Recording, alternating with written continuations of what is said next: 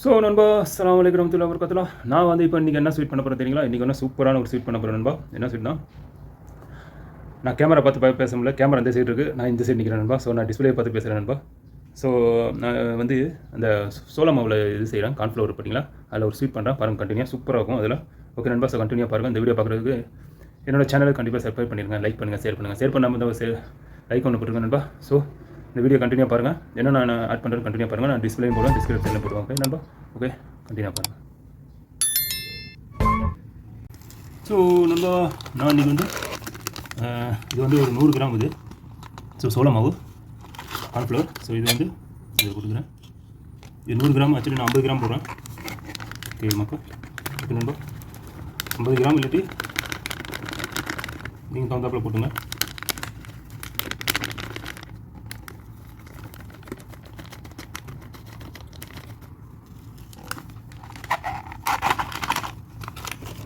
So நான் கொஞ்சமாக தான் செய்கிறேன்.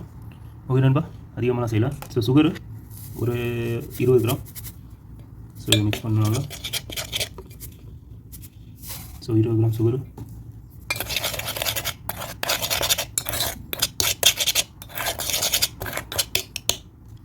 இந்த மாதிரி கார்ன்ஃப்ளவர் செஞ்சு சாப்பிட்டு பாருங்கள், சூப்பராக இருக்கும். ஆக்சுவலி வந்து இந்த அப்ராட்லலாம் செய்வாங்க, செம்ம டக்கராக இருக்கும் சாப்பிடுக்கும். இந்த சைனா சால்ட்டு லைட்டாக போட்டுக்கிறேன். இதே மக்கள், ஸோ தகுந்தாப்பில் பால் இதில் மிக்ஸ் பண்ணணும். ஸோ நான் இது போட்டேன், உப்பு போட்டு கொஞ்சம் மிக்ஸ் பண்ணிடலாம். பாருங்கள், ரொம்ப கம்மியாக தான் பண்ணுறேன், ஒரு 50 கிராம் தான் போடுறேன், ஜாஸ்தி பண்ணல. நல்லா தெரிக்குது. ஸோ பால் போட்டு இதை மிக்ஸ் பண்ணிக்கோங்க.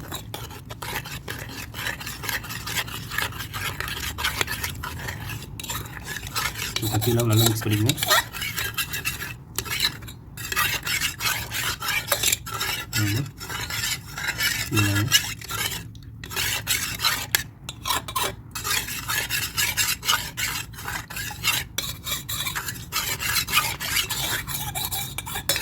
ஸோ இது அதெல்லாம் வந்து ஃபேனில் ஏற்றிடணும் தான், அடுப்பில் ஏற்றிடலாம் ஸ்டவ்வில்.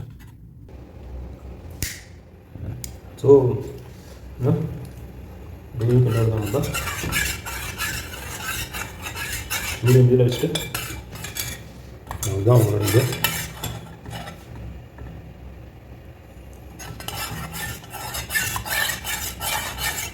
அப்படியே கெட்டியாக மாறும்.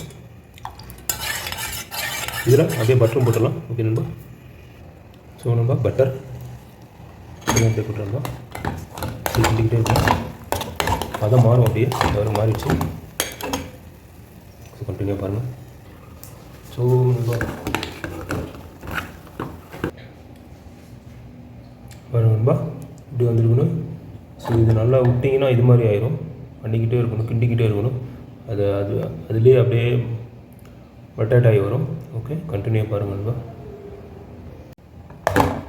ஸோ இந்த பதத்துக்கு கொண்டு வரணும், கண்டினியூ பாருங்கள். இன்னும் கொஞ்சம் நல்லா பண்ணணும்.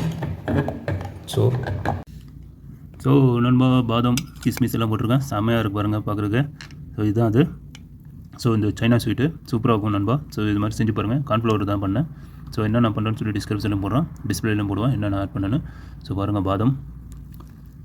ஸோ நான் சாப்பிட்டு பார்த்து டேஸ்ட் சொல்கிறேன் நண்பா எப்படி இருக்குன்னு.